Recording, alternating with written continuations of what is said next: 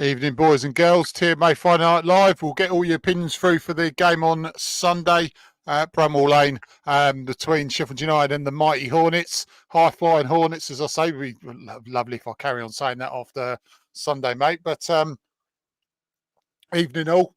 Yeah, as always, I'm joined by the legend, Super Danny Iron. Evening, mate. Evening, Pidge. You right? Yeah, definitely, mate. We've got a few a returning segment coming up later on, so I'm not going to throw a spoiler out there. Just you have to wait and see. Woody's on already. He says hi, guys. Hi, everyone. Yeah, massive shout out to my sister. It's her 49th birthday today, so happy birthday. It's going to kill me now, but there you go. Right, evening all. Bio too good for us to discuss. Yeah, we will shortly, mate. So yeah, just a big shout out to the TaylorMade Former Players Club, fronted by Pricey and Luther Blissett. Get on over to Facebook for that. Massive shout out to them. Thank you ever so much for that. And our partner, InReach, big shout out to Terry Pearce. InReach, we've got photocopiers and plenty more if you want to quote. Speak to Terry Pearce. We've got the email floating below the screen very, very shortly. So, yeah, mate. So just before the international break, we're high flying at the moment, buoyed by the win midweek as well. Should be a cracker. Should be. I mean, you know, we're coming to this game full of confidence, and without doubt, it's going to be our toughest game of the season so far. You know, Sheffield United have not had the best start to the season. I think what they on 5-7 points. I can't exactly remember. You might have to get the table up. I can't remember, but they're definitely not on 9 points anyway, which is what we're on. But obviously, they've just come down from the Premier League. So, I mean, all the teams that come down from the Premier League all going to be tough games because they've got one ambition is to get back up to the Prem. So, it's going to be a tough game. But, you know, we're full of confidence. We're winning games. No matter how you win, wins breed confidence. So, we're going to go into that game, you know, hoping for a win. But it is going to be a tough game for sure. Big Dave's just messaged me on WhatsApp before. Big shout out to Big Dave as well because I know he's watching.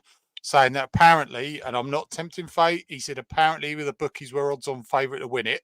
That is amazing. I mean, shall I just say, you know, I think that's completely deluded. I'm not counting our chickens whatsoever.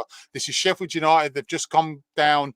It's going to be a hell of a tough game. But how is that? How amazing! Just to even think that bookies would even put as favourites for a game like this. It is, but that's what form does. You know, you win games on the bounce.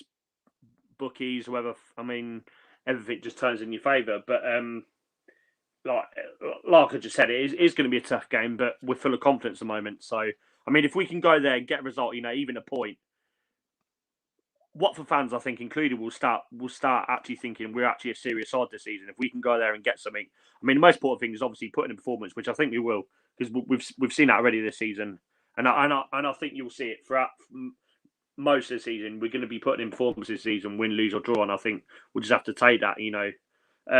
But obviously, really look forward to it. It's going to be a good game, I think. Really look forward to it. Yeah, just before we get back onto that, I mean, Tuesday night, good win under the lights once again. 5 wins in a row, all competitions. It can only do us good, especially with the fringe players once again impressing TC again.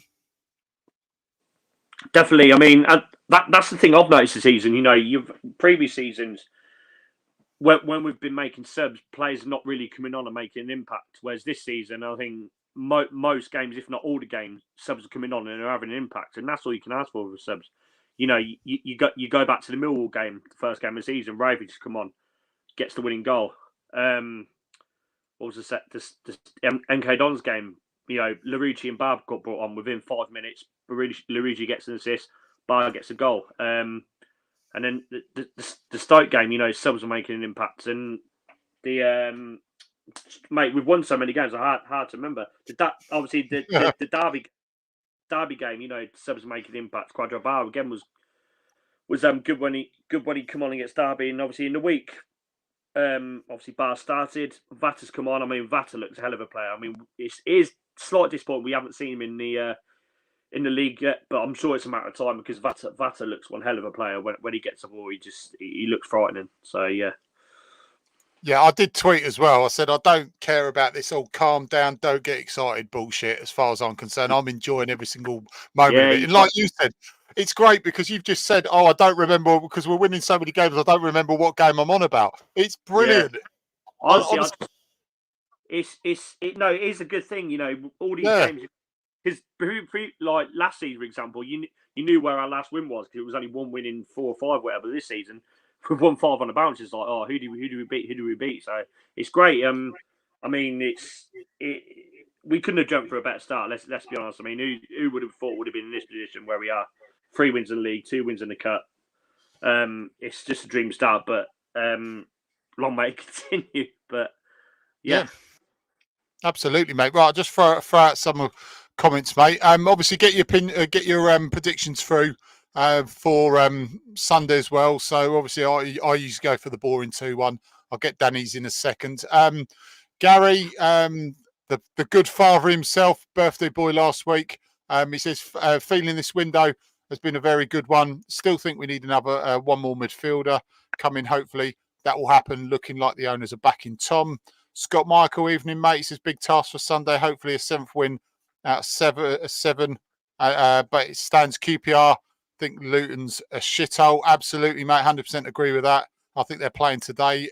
Woody, evening, mate. It's a big test for Tom and the guys.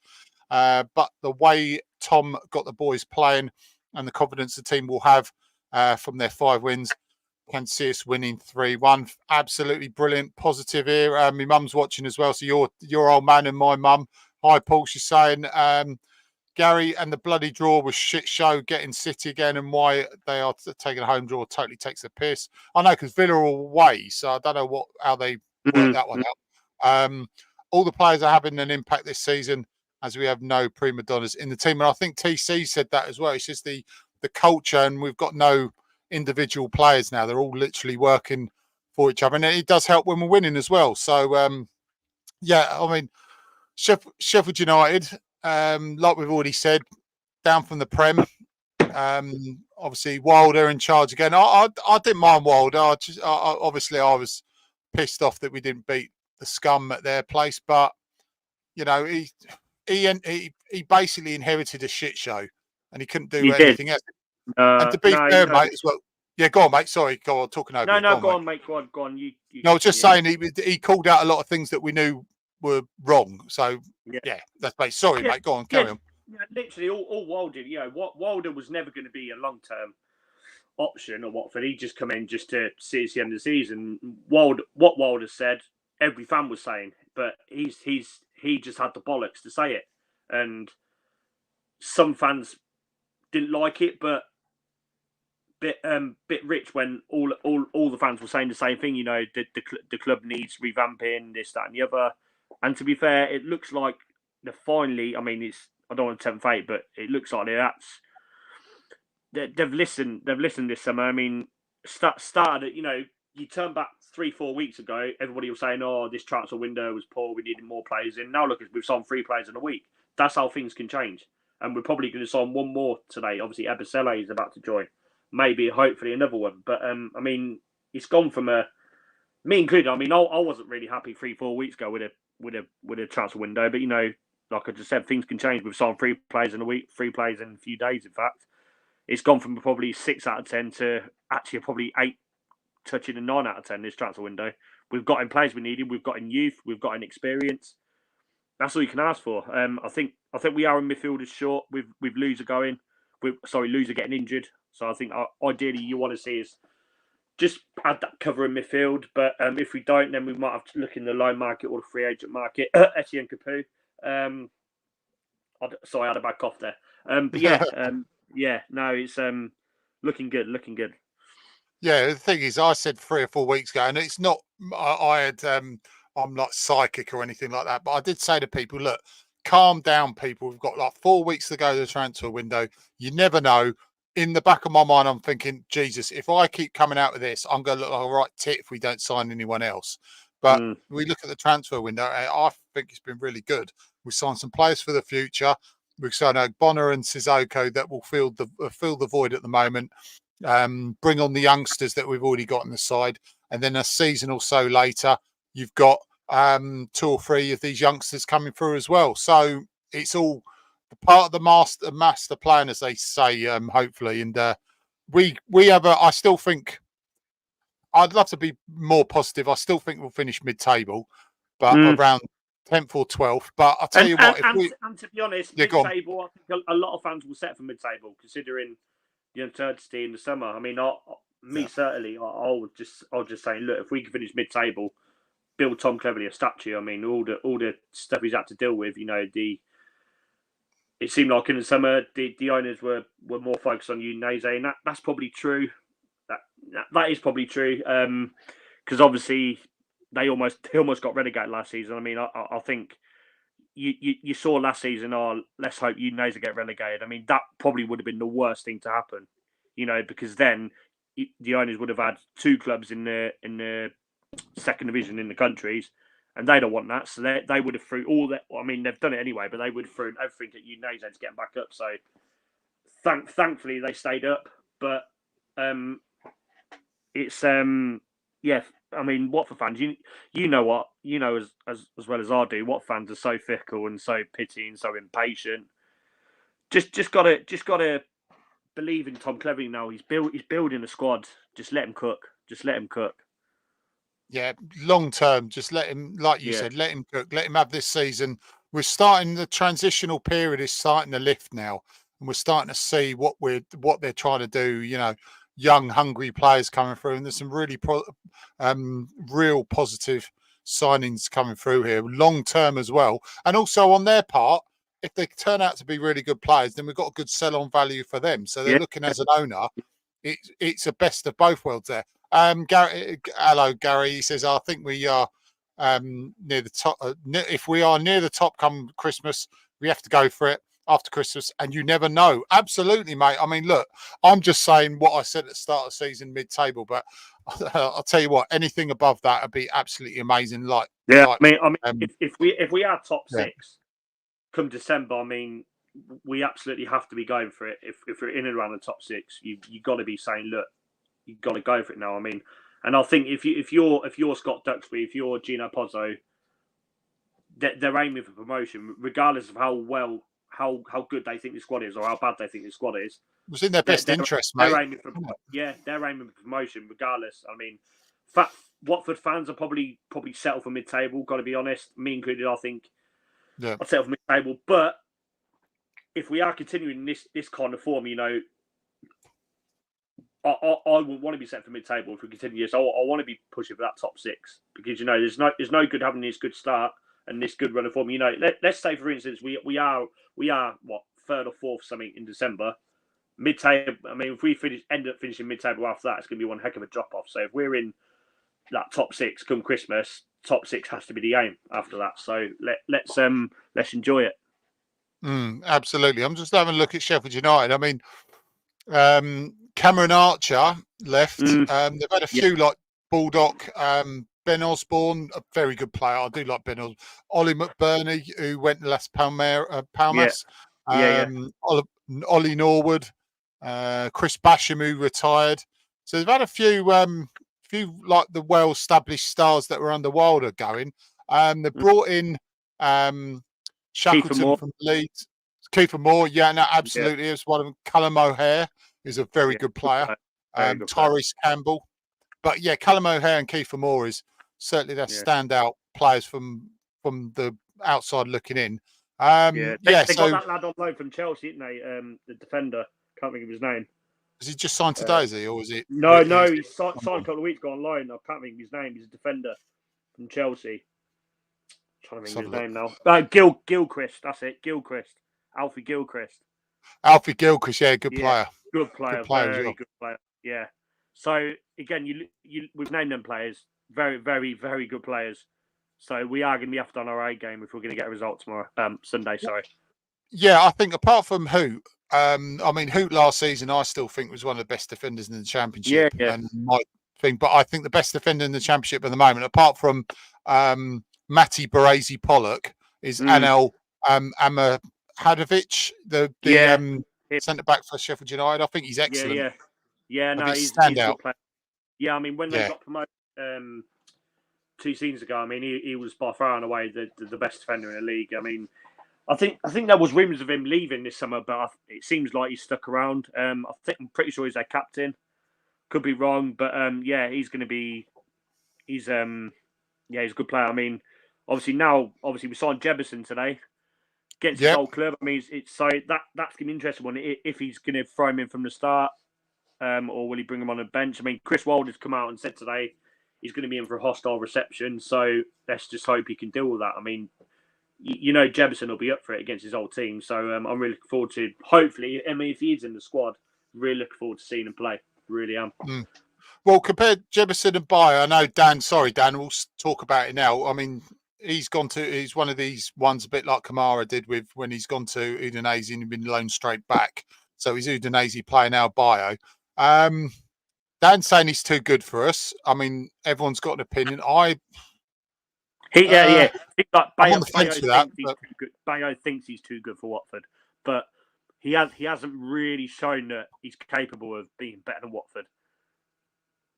That's the thing, you know. But fair play, you know, as a football player, you've got to have a bit of ambition, no matter how good or how bad fans think you are. You've got to have ambition. Yeah. You know, if he thinks he can play in Serie A or higher, fair play to him. But he's not really showing it at the moment.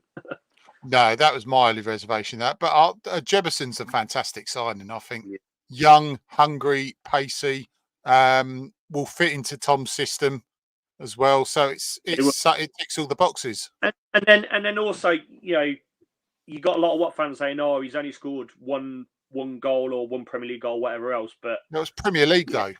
Yeah, he's Premier League, and for a very, very shit Sheffield United. So I've got to be honest, they were shit last season. They were shit.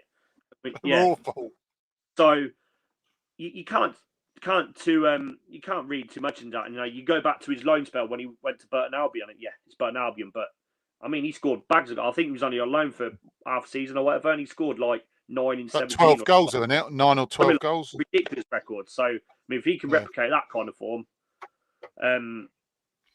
we're going to be one hell of a player. And, you know, you look at the players he's going to have around him. You're going to have Georgie around him. You're going to have obviously Koyembe is starting the season on fire this season. Sissoko, so he's going to have a lot better players around him than he did at Burton Albion. So I expect him to score a lot of goals this season. Well, the thing is that someone like Jebison, I'm more confident that he's going to succeed at Watford. The reason being is he's been out and he's been on loan and he's been killing it in other clubs, i.e. Burton.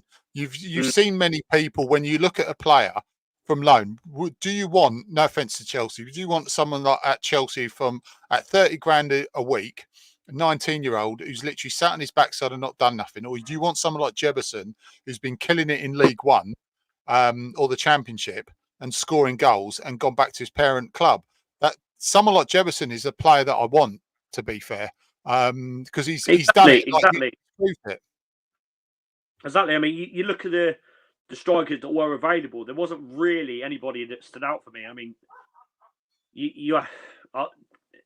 and then as soon as Jebison was mentioned, I thought, yeah, that's the kind of striker. You know, he's 6'3", he's quick. Obviously, he scored goals in the EFL. And when he came out and said, "Oh, I really want to play for Tom Cleverley" or something along them lines, I thought, yeah, that's the kind of player I want at Watford. It's clear that Tom Cleverley's wanted him pretty much all summer.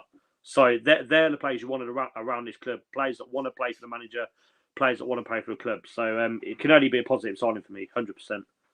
Yeah, I mean, apart from the wins are magnificent. I mean, I'm getting to the arrogant stage where I'm texting my Man United mates at work and saying, "What's it like to lose a game?" Because I'm not very sure what that's like, mate. Sort of thing. Yeah. You know, I'll put a status in the week. I'll put a status on in the week. I think I put something like, 5 wins out of 5. Got to be honest. Didn't realise football was this easy or something like that. You know, it's banter, isn't it?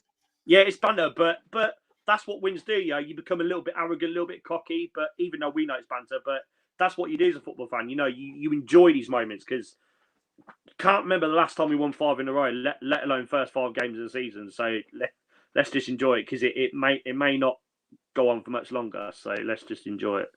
Yeah, I'll say touch wood because I don't want to curse it, but I said we could go on a 10-game losing streak now, and then people will turn around and go, exactly. I wish I enjoyed those 5 wins when it happened, sort of thing. You know, someone will say that. Yeah. Right. Sheffield United 11th currently. It's only 3 games in, but currently 11th. 1-1, drawn 2, lost obviously none. 5 goals for, 3 against, +2, 3 points. They were knocked out by Barnsley in midweek at the EFL Cup. And trust, like Gary said, trust the EFL to put Man City against us. Obviously, they want us team to beat us, so they've obviously given Man City the job of doing that. No one at the start of the season had us down to win 5 games in a row. Not even me, not even Woody, and be second in the league. It's the Red Shorts, absolutely, Woody. Yeah. Any news on I'll Tomongo? totally agree with that. Everton? Yeah, sorry, mate. Go on. No, I totally agree. It's Red Shorts. If we'd have had Black Shorts this season, would have lost all 5. Guarantee you.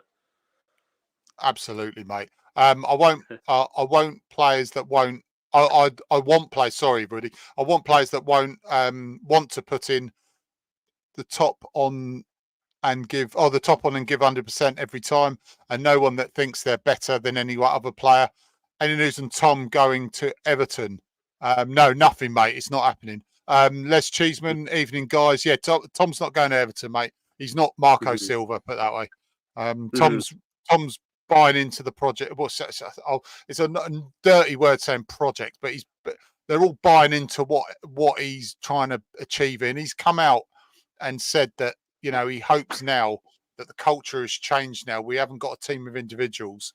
We've got a team that wants to fight and work for each other, and the wins do help that. It does come, and they do have more faith in the manager. And he's obviously given his mission statement in pre-season, told him what he wants to achieve, told him how he wants to play. And the wins do give them confidence in the coach as well, because they're obviously looking back and saying, oh, it worked. It's obviously working. Whatever he said is obviously coming true. So that obviously helps him in that respect as well. Yeah, evening, Les. So, yeah, I mean, what's the score going to be, mate? And how do you think this is going to play out on Sunday? I will go for a 1-0 Watford win. It's going to be, like I said, it's going to be a tough game. I think the defence has looked better recently. I mean, against Millwall, we conceded them 2 goals. It looked quite fragile, but I think, you know, you've got a Bonner coming in now. Obviously, Pollock's playing out of his skin. James Morris has done really well playing left centre back. Obviously, Porteous is back fit now, so I think our defence is looking better now. I think we'll get a nice 1-0 win. But I think if it was 1-1 or 2-2, I think I'd take that all day long. Yeah, Gary saying, even Gary again, I said, I think if we score early, we win 3-1. I mean, this is brilliant. It's so positive. Considering what we had to listen to and read, and what we also thought last season. This is absolutely amazing. Dave also, he says, from what I've watched, we are by far the best team in the Championship. Leeds are poor and Burnley have sold their team. Promotion is a cert. 16-1 is a value. Let's enjoy this optimism at the moment. You know, you never know what's around the corner. So let's absolutely milk the hell out of it. And that's what I've been doing, because I know we're going to have a dip. It'll show how resilient this team is and how resilient Tom is when we do have a dip. Obviously, we don't hope we do, but every team's going to have a dip. Let's just see how we get on. But yeah, Sheffield United, you never want to say we're playing at the right time, but in terms of they're just coming off a defeat, they have only won 1 game all season at the moment. Okay, be it 3 games. So it's probably one of the best times to play. And to be fair, I wanted to play Luton in the first 5 games, looking at how they've been playing. If I'm honest now. So, yeah, definitely, mate. So, right. Do you want to do the segments, mate? I'm looking forward to this. Yeah, it's back. It's back. It's It's definitely back, mate. Let's just get the comments up. Let's just delete this comment. Just before we go, yeah, score early. Sorry, mate. He's Gary's already shouted that out. Right, let's go.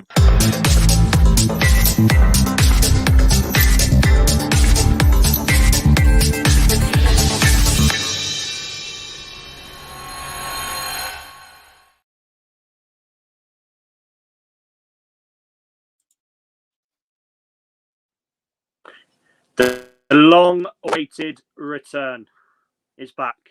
Played for both. I thought, why not? We'll bring it back this week because there's some few cult heroes in this side, got to be honest. In goal, I think this was the only option. Can't recall any other goalies that played for Watford and Sheffield United. Keith Waugh in goal. I think he only played a handful of games for Watford.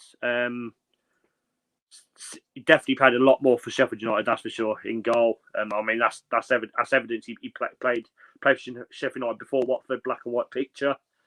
So, yeah, he was the only option in goal. Left back is a current Watford player, Yasser Larouci. Obviously, was at Sheffield United last season. By the sounds of things, didn't really pull up a lot of strings. But again, like I touched upon, that Sheffield United was a poor side last season, so no one really stood out last season. Played. Obviously, he's played. Was he 2 or 3 games now for Watford? He's looked very, very good. So let's just hope he's going to have a stormy game against his old club this Sunday. First centre half, obviously David Holdsworth. That is David, not Dean, isn't it, Pidge? That's 100% David Holdsworth, mate. Yeah. That is 100% David, right? Yeah. That's from 95, 96, yeah, so obviously mate. David Holdsworth. Yeah. Obviously left us to join Sheffield United, I think, a season before the promotion, 97-98 season. I think he left us a season before, if I'm not mistaken. Spot on, mate. Obviously come through our youth academy with his twin brother. Next to him, one of my all-time favourite Watford players. I think a lot of Watford fans. Rob Page, magnificent captain. Not many Watford players have. Well, I don't think. Well, there definitely isn't many. Probably you have to go back to the 80s that Watford's captains captained us to 2 successive promotions. I mean that speaks itself really. Captain, leader, legend, Welsh international. I mean back then when he was playing for Watford, we didn't really have many internationals. I mean Pagey was one of the few. So just a brilliant centre back. I mean, what didn't really score too many goals, but he was a centre half. That's not your job. His job was just to be a proper defender, and he is for me proper defender. Obviously he's gone on to have a decent managerial career. Obviously took Wales to a couple of tournaments. Recently left them. So yeah, really Rob Page, proper player. Loved him.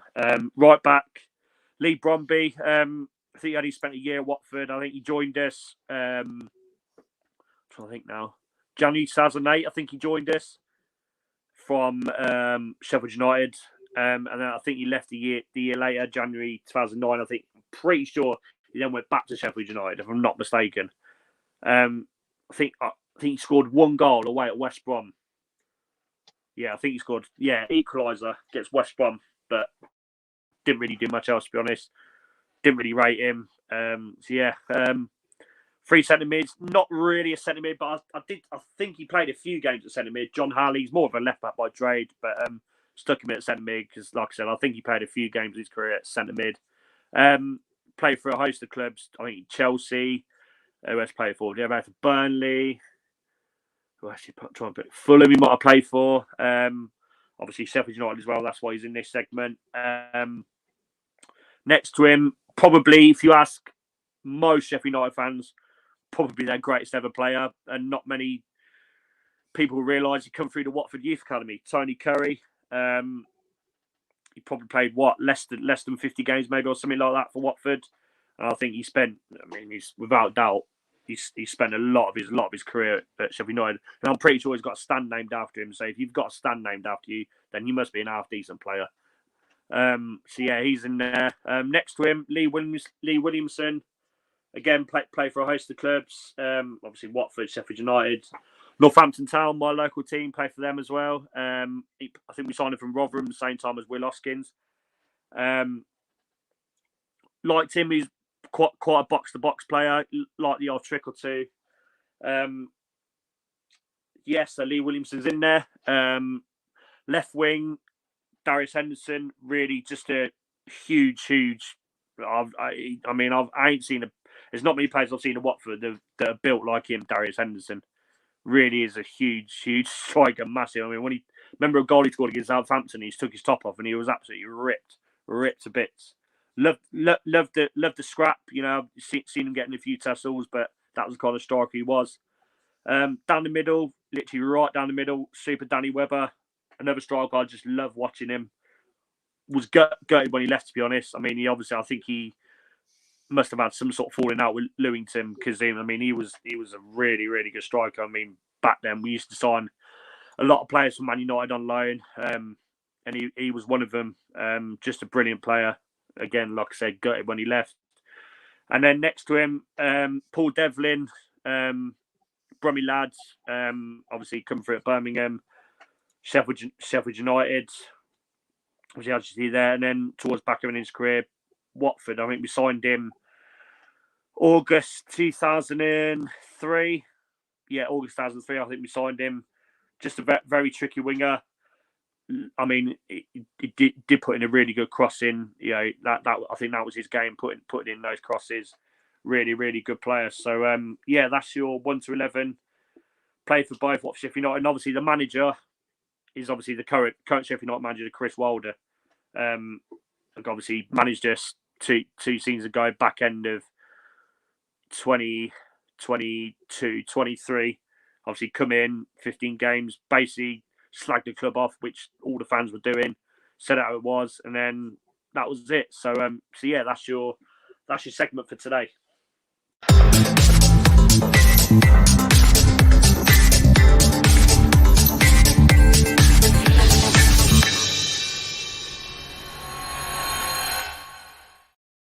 That's good, mate. I missed that. It's been a long time, fella. Yeah. Definitely. Just massive. Yeah, sorry. Go on, mate. Sorry. No, go on, mate. No, go on. Yeah, no, sorry. It always sounds like I'm over talking. It's the same with Duncan. It's like a slight delay. So I think you finish and then jump in, but apologies, mate. Just a big shout out to the official partners of TMA. InReach Group supply office. They supply office photocopiers and printers, as well as telephone systems. They can offer hospitality tickets to any new customers. Always happy to run a no obligation cost comparison against companies' current costs. So got onto Terry Pierce. He's on the forum. Big shout out to Big Tel on that as well. So that's InReach, our partner, and a big shout out to TMA Former Players Club with Luther Blissett and Neil Price. So, yes, there'll be no verdict, obviously, tomorrow because it'll be a Sunday game. We will be talking about the game on Sunday after the game, 8 o'clock. As always, TMA Sunday Night Live. We'll get your topics through also as well. We'll get 1 or 2 topics through for that. So, obviously, you choose the topics. We will discuss them as ever. Danny, mate, thank you ever so much once again. You're an absolute legend as ever. But just as we're on air, I've asked you before we went on air, mate, but did your dad have a magnificent time against Derby? Loved it, mate. It was brilliant. I mean, it was just a brilliant day. Obviously, we met Tommy Smith, the legend, met the god Luther as well. I mean, the missus was pestering him all week, messaged him on Facebook saying, "Can you come into the Horizons to come and meet my husband and my father-in-law?" Because apparently Luther doesn't really tend to go in the Horizons. He normally goes into the other ones. But as soon as Becky was showing me the message, and he said, "Oh," like Luther asked, "What's the names and stuff?" And then she said, "Oh, Danny and Gary I," and he was like, them two, I remember them. So that was really good. No, just a really good day. The food was nice, and top it off, we got a win, so it was even better. Just a brilliant day. Wicked. No, amazing. I'm really glad you got table, mate. Gary saying had a fantastic day. Absolutely glad, mate. So what prediction did you say for the game as well? Sorry, mate. You obviously did, and I forgot. I said 1-0. I said 1-0. Cool. Right. Okay. See you Sunday, guys and girls. Up the horns. Up the horns.